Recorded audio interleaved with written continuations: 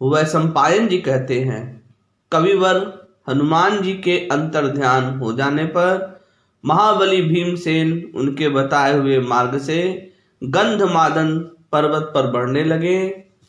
मार्ग में वे हनुमान जी के विशाल विग्रह और अलौकिक शोभा का तथा दशरथ नंदन भगवान श्री राम के महात्म्य और प्रभाव का चिंतन करते जाते थे।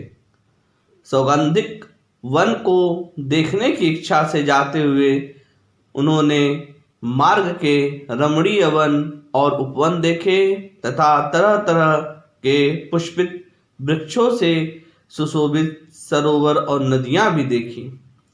इसी प्रकार और आगे बढ़ने पर वे कैलाश पर्वत के समीप कुबेर के राजभवन के पास एक सरोवर के निकट पहुंचे।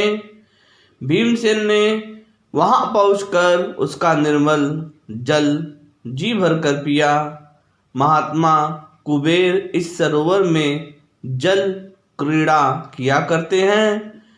उसके आसपास देवता, गंधर्व, अप्सरा और ऋषि रहते हैं। उस सरोवर और सौगंधिक वन को देखकर भीमसेन बड़े प्रसन्न हुए। महाराज कुबेर की ओर से हजारों क्रोधवश नाम के राक्षस तरह तरह के शस्त्र और पहनाओं से सुसज्जित हो इस स्थान की रक्षा करते थे। उन्होंने महाबाहु भीमसेन के पास जाकर उनसे पूछा, कृपया बताइए आप कौन हैं? आपका वेश तो मुनियों का सा है, परंतु आप हथियार भी लिए हुए हैं। कहिए यहाँ आप किस उद्देश्य से आए हैं? भीमसेन ने कहा, मेरा नाम भीमसेन है। मैं धर्मराज युधिष्ठिर से छोटा महाराज पांडु का पुत्र हूँ। मैं भाइयों के साथ आकर विशाला में ठहरा हुआ हूँ। यहाँ से वायु से उड़कर एक सुंदर सौगंधिक पुष्प हमारे निवास स्थान पर गया था। उसे देखकर द्रौपदी को वैसे ही और फूल लेने की इच्छा हुई, इसी से मैं यहाँ आया हूँ। राक्षसों ने कहा, पुरुष प्रवर, यह यक्षराज कुबेर का प्रिय क्रीड़ा स्थान है। यहाँ मरणधर्मा मनुष्य विहार नहीं कर सकते। यहाँ देवर्षि, यक्ष और देवता भी यक्षराज से आज्ञा लेकर ही जलपान और विहार आदि कर पाते हैं। फिर आप उसका निरादरण करके बलात् कमल क्यों लेना चाहते हैं? और ऐसा अन्याय करने पर भी अपने को धर्मराज का भाई कैसे कह सकते हैं? आप महाराज की आज्ञा ले लीजिए, फिर जलपान भी कर सकेंगे और कमल भी ले जा सकेंगे, नहीं तो आप कमलों की तरफ झांक भी नहीं सकेंगे। भीमसेन बोले, राक्षसों, राजा लोग मांगा नहीं करते, यही सनातन धर्म है और मैं किसी भी प्रकार छात्र धर्म को छोड़ना नहीं चाहता। यह सुरम्य सरोवर पहाड़ी झरनों से बना है। इस पर कुबेर के समान ही सबका अधिकार है। ऐसे सर्वसाधारण के पदार्थों के लिए कौन किससे याचना करे? ऐसा कहकर भीमसेन ने उन राक्षसों की उपेक्षा कर स्नान करने के लिए उस सरोवर में उतर पड़े। तब सब राक्षसों ने उन्हें रोका और वे एक साथ ही शस्त्र उठाकर उन पर टूट पड़े। भीमसेन ने भी अपनी यमदंड के समान स्वर्ण मंडित भारी गदा उठाकर ठहरो ठहरो चिल्लाते हुए उन पर आक्रमण किया। इससे राक्षसों का रोष और बढ़ गया और वे चारों ओर से घेर कर उन पर तोमर और पट्टिस आदि अस्त्र शस्त्रों की वर्षा करने लगे।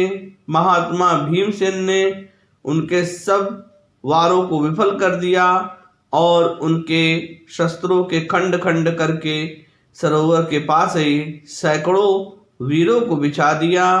भीमसेन की मार से पीड़ित और अचेत हुए वे क्रोधवश राक्षस रणारंग से भागे और विमानों पर चढ़कर आकाश मार्ग से कैलाश की चोटियों पर चले गए। उन्होंने यक्षराज कुबेर के पास जाकर बहुत डरते डरते युद्ध में भीमसेन के बल और पराक्रम का वर्णन किया। इधर भीम सुगंधित रम्य कमलों को चुनने और बीनने लगे।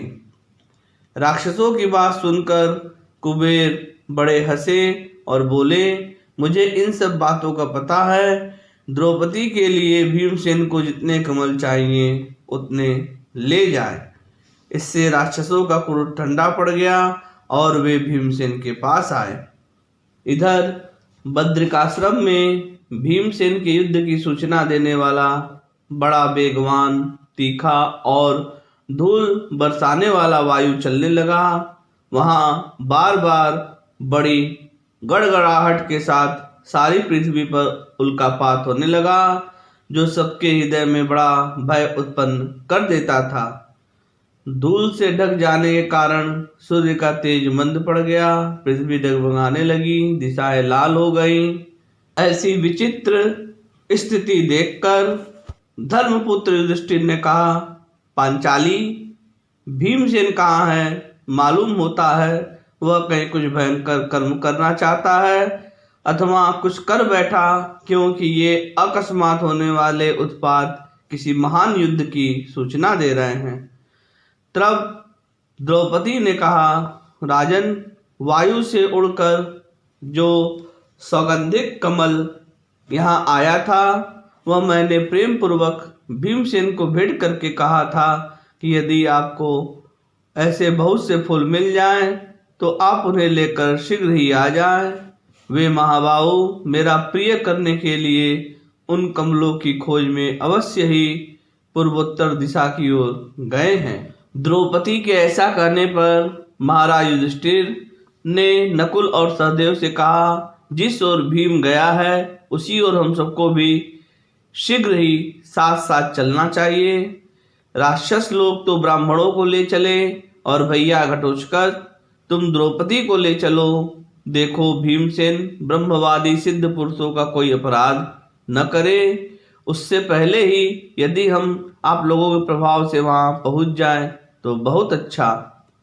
तब घटोत्कच इत्यादि सब राक्षस जो आज्ञा ऐसा कहकर पांडव और अनेकों ब्राह्मणों को उठाकर लोमस जी के साथ प्रसन्न चित्त से चल दिए, क्योंकि वे अपने लक्ष्य स्थान कुबेर के सरोवर को जानते थे। उन्होंने शीघ्र ही जाकर एक सुंदर वन में कमल की गंध से सुवासित एक अत्यंत मनोहर सरोवर देखा। उसी के तीर पर उन्हें परम तेजस्वी भीमसेन दिखाई दिए और उनके पास ही अनेकों मरे हुए यक्ष भी देखे गए। भीमसेन को देखकर धर्मराज ने बार बार उनका आलिंगन किया और फिर मीठी वाणी में कहा, कुंती नंदन, तुम यह क्या कर बैठे हो? यह तो तुम्हारा साहस ही है, इससे देवताओं का भी अप्रिय हुआ है।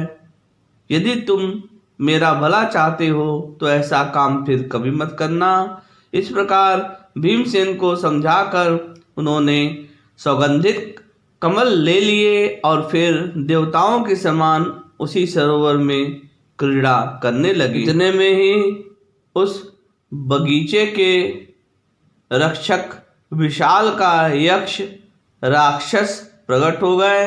उन्होंने धर्मराज, नकुल, सहदेव, महर्षि लोमस तथा दूसरे ब्राह्मणों को देखकर विनय से झुककर प्रणाम किया। धर्मराज के संतावना देने से वे कुबेर के दूत शांत हुए और कुबेर को भी पांडवों के आने की सूचना मिल गई। फिर अर्जुन के आने की प्रतीक्षा करते हुए उन्होंने कुछ समय वहां गंधमादन के शिखर पर ही निवास किया। वहां रहते समय एक दिन द्रौपदी भाई और ब्राह्मणों के साथ वार्तालाप करते हुए धर्मराज युधिष्ठिर ने कहा, जहाँ पहले देवता और मुनियों ने निवास किया है ऐसे अनेकों पवित्र और कल्याणकारी तीर्थ और मन को आनंदित करने वाले वनों के हमने दर्शन किए हैं।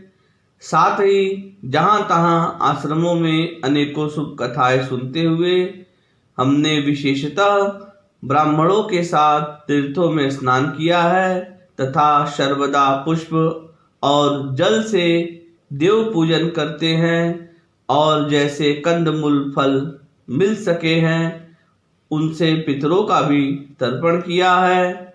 इस प्रकार महात्मा लोमस ने हमें क्रमशः सभी तीर्थ स्थानों के दर्शन करा दिए। अब यह सिद्धों से सेवित कुबेर जी का पवित्र मंदिर है, इसमें हमारा प्रवेश कैसे होगा? जिस समय धर्मराज इस प्रकार बातचीत कर रहे थे, उसी समय उन्हें आकाशवाणी सुनाई दी, अब तुम यहाँ से आगे नहीं जा सकते, यह मार्ग बहुत दुर्गम है, इसीलिए कुबेर के आश्रम से आगे न बढ़कर तुम जिस मार्ग से आए हो उसी से श्री नर नारायण के स्थान वद्रिक आश्रम को लौट जाओ।